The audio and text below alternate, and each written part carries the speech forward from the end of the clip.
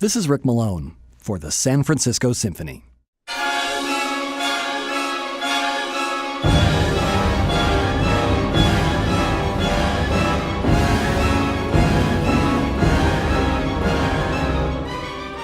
For all of his success in other genres, Sergei Prokofiev's first love was opera. He wrote his first opera when he was 9 and had completed 3 more by the time he entered the St. Petersburg Conservatory. But his luck in getting his operas produced seemed to be inversely proportional to the time he had spent composing them and to how good he thought they were.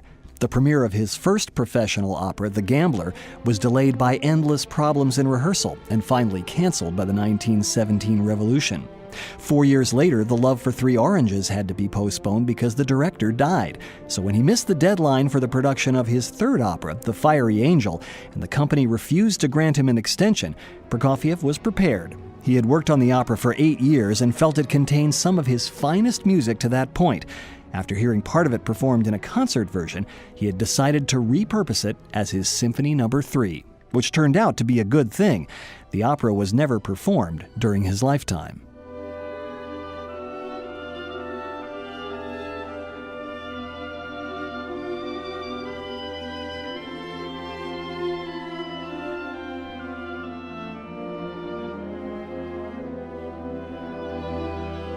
From the time he started at the conservatory, Prokofiev had been seen as an enfant terrible, 4 to 5 years younger than most of his classmates, precociously talented and well aware of it, and courting controversy with his modernist, though brilliant, compositions.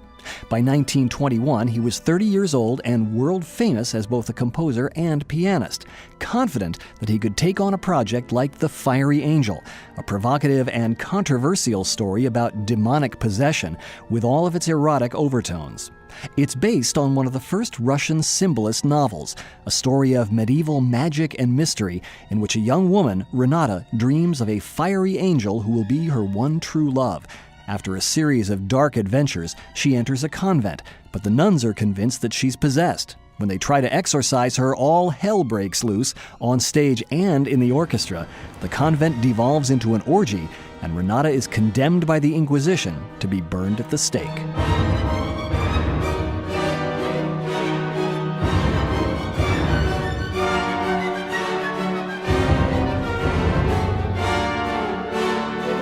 Prokofiev's Symphony No. 3, which premiered in Paris in 1929, doesn't follow the plot of the opera, but it has the same dangerous, demonic edge to it, and he had a hard time convincing the Soviet hierarchy that this was not a decadent work to be condemned. He claimed that the themes had actually come to him before the opera, and had, quote, merely returned to their native element without being the least tainted by their temporary operatic sojourn, end quote. The first movement is written in traditional sonata form: exposition, development, recapitulation. It opens with a bang.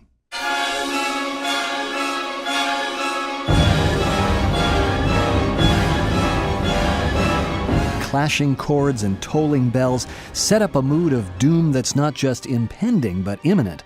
A tragedy is about to unfold here.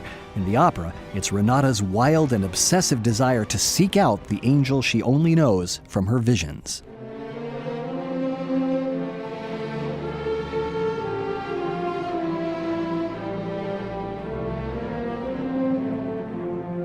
The oboe plays the first haunting theme.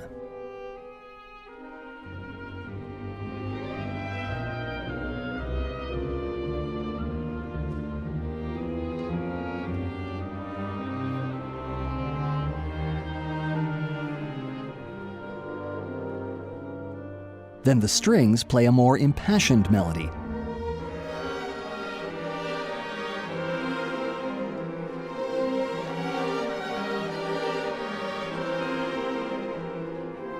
While the bassoons and lower strings provide a melancholy second theme for contrast.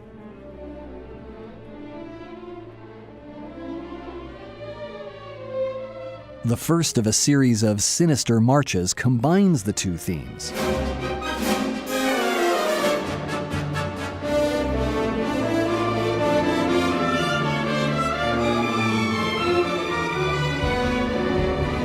The development section introduces a third theme.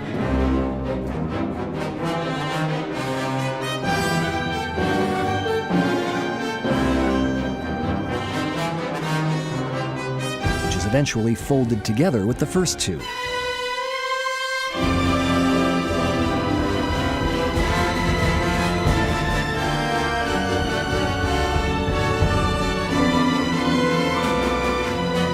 The combined themes clash in a titanic struggle, and after a portentous climax with gigantic orchestral chords.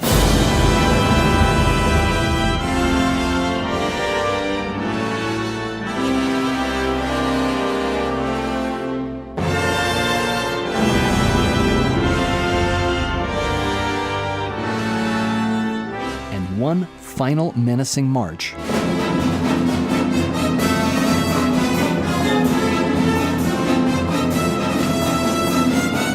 Recapitulation brings back the first and second themes.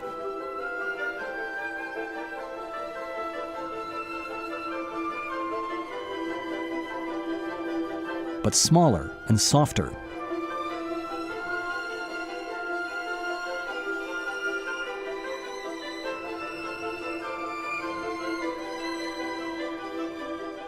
As if only a shadow remains of what came before.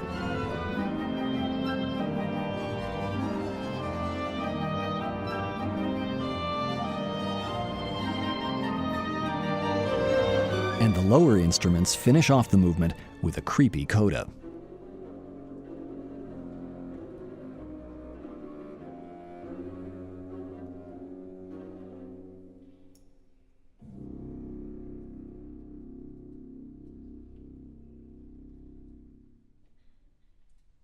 The second movement is taken from the opera's final act, when Renata enters the convent.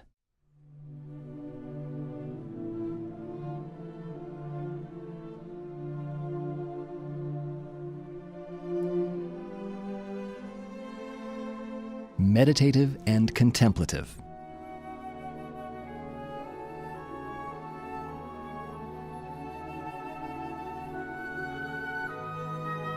This section, which opens with a beautiful flute melody,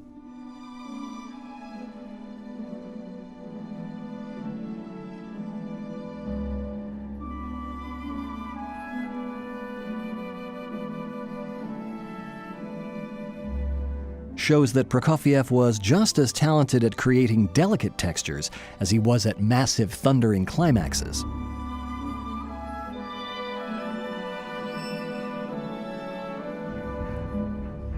The central section is more unsettling.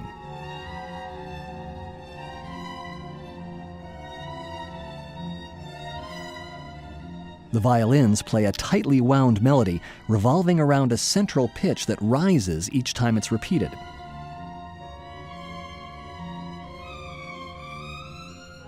Another sinister march creeps in.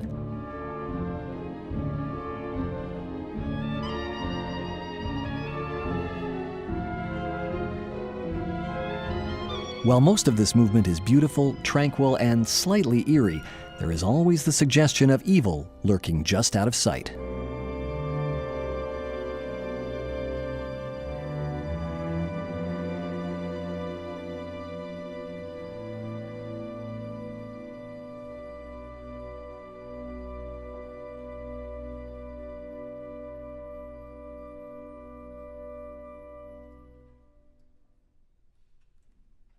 The third movement is a traditional scherzo with trio.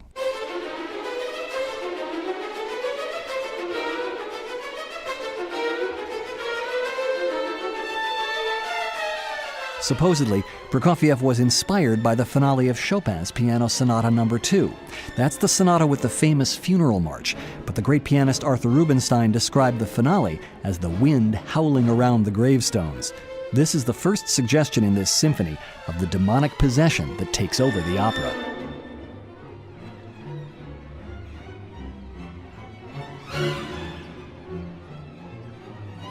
At times, the 5 string sections are divided into 13 parts, thickening the texture to very creepy effect.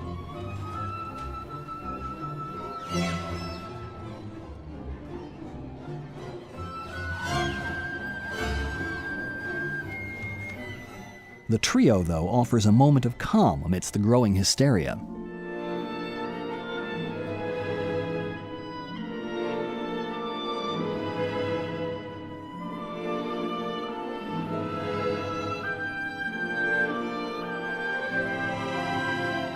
When the scherzo returns, it's accompanied by threatening thuds from the bass drum and brass. The forces of evil are emerging from the shadows.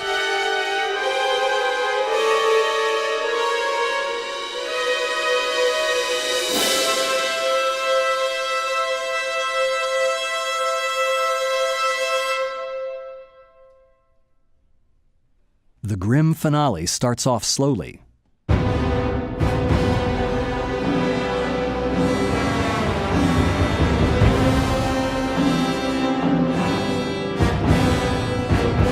Grotesquely distorted, like the prelude to a funhouse horror show.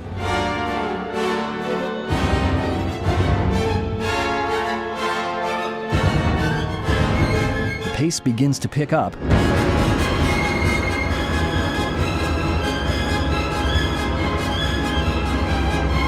It settles into a 20th century counterpart to the March to the Scaffold from Berlioz's Symphonie Fantastique, only this time it's a march to the burning stake.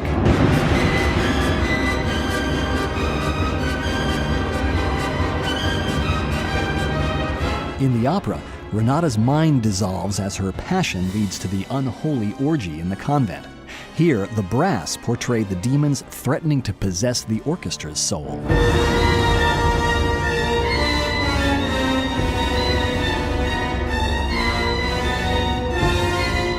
The central section is calmer.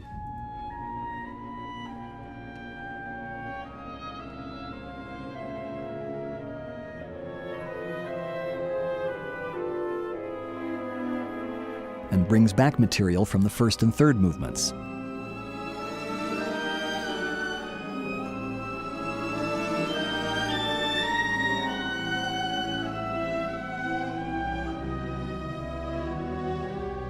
But the grim mood of the finale's opening returns.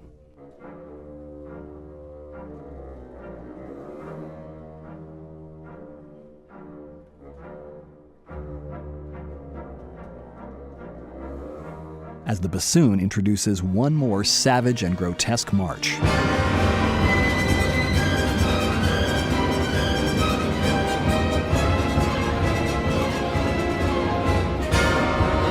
It's hard to believe the Soviet music police accepted Prokofiev's dissociation of this music from the debauched conclusion of the opera.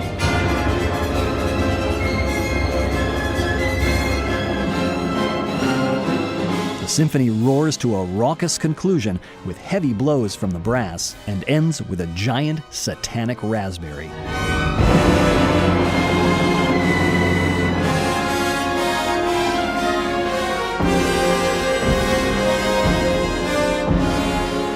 Prokofiev's fascination with the tension between good and evil, between humor and cruelty, drives both the plot of The Fiery Angel and the journey of the Symphony No. 3. Both works end in spectacular sonic conflagrations, with only the audience left standing, and then only barely.